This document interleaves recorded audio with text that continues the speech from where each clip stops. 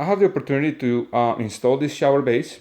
This shower base is designed for applications where you want to avoid all the steps that we normally take when we make our own shower design. So in this case, since there is a space, you can actually order these shower pens from the manufacturers to almost to whatever specifications you have. As long as you have a good drawing of what you want, they can actually make it for you, including where the position of the hole will be. Now, the company, I want to just go over this so you have it for your reference. You have this thing called the shower pen store, and this is the brand Innovation Time Solution. Now you have obviously a set of instructions to work with it. Also, you have the model number there, so for your reference. And the material is like some sort of like a corrugated, not corrugated, but abrasive material, so you can actually install your tile right on top of it. Now it has three elements that are important. Well, besides the seat, that you can actually buy the seat, and the seat you install it afterwards. But the three elements are the drain flange itself is designed for this, the pen itself, and the little trim. And the trim, what happens with this trim is that actually it comes right after that. I'll show you later on before the installation, but it helps you to just keep the water inside the shower pen. Now you can actually tile the entire thing, and it's designed for that purpose. So the important thing is that you have different places where you can install it. You can work on top of the regular plywood subfloor, or you can work on a concrete slab. Either side, it has to be really well leveled, clean, and make sure that all the drains, the drain assembly elements are properly organized, fastened, and prepared for the installation. So I'm going to go over that in a moment. What else can I say? It's important that your surface is as level as possible. You need to probably level that up before you install your shower pen, and even after that you need to use some sort of like a motor base to fasten this on the floor. So let's continue. So because we're working in a concrete slab, we want to make sure that we follow the recommendations, the instructions. Now, this flange is a little different than other flanges that you use for regular shower floors or shower bases. Now, if you see those three little things that are on the side, those plastic things, that are guides that will help you to have your surface nice and flush with the concrete. So that helps you to understand that once the little wings are there, you know that you're in the right height. Now this thing has three components, like we said. Now we have this whip base that is actually has a thread for the other part of the drain, or the drain grill. So you want to make sure that everything is nice and clean and organized, and fasten it.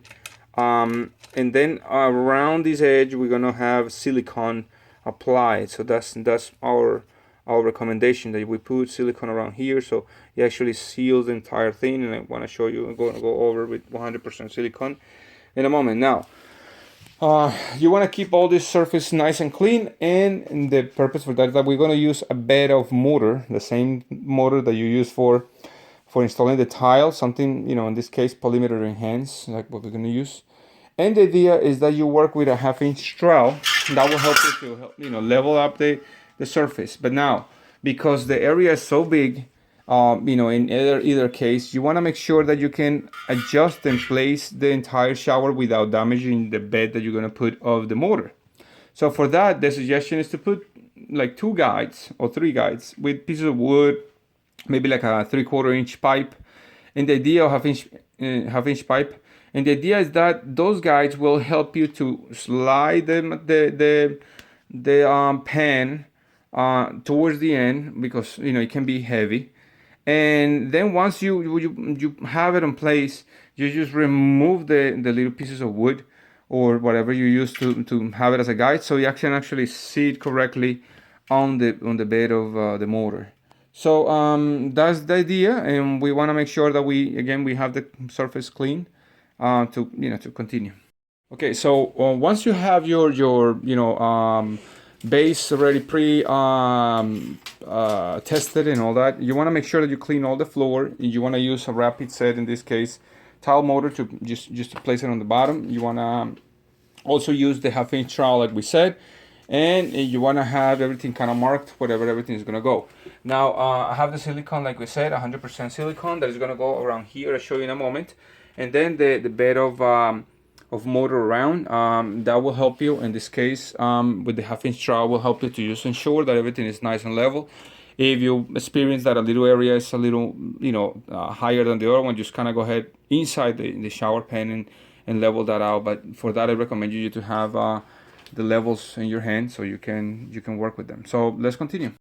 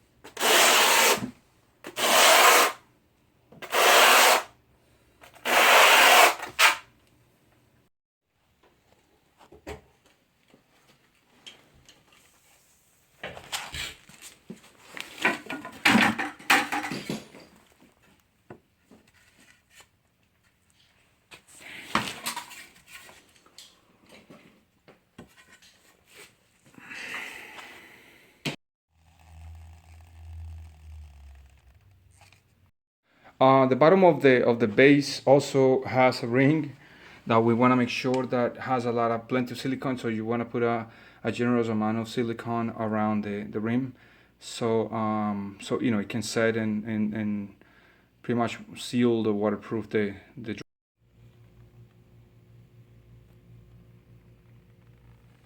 Once you set your shower base on top of the guides that you have, so you don't smear the thin set motor, you want to go ahead and line up very well your drain. It should be already lined up before you put this anyway. But those little supports that we have there, we can just light it out. It's not a huge difference for those little two lines that are going to be missing. The motor is going to be plentiful to kind of set it up, as well as the silicone that now will be probably bursting a little bit. You need to wipe it out to continue with assembly. Once the drain is installed and everything pretty much set up with silicone, you want to go ahead and install the last part of the drain system, which is this one that you will screw in that flange. Now for that, you can actually put more silicone around the ring over there and set it up. Obviously wipe out whatever you don't need. But it's important that if you need to adjust it later on, obviously you don't put silicone because it will be nice and tight. But in this case, I know what was the height of the mosaics that I'm going to put on the bottom, so therefore I know that I can actually put some silicone and the height will be just fine. So let's.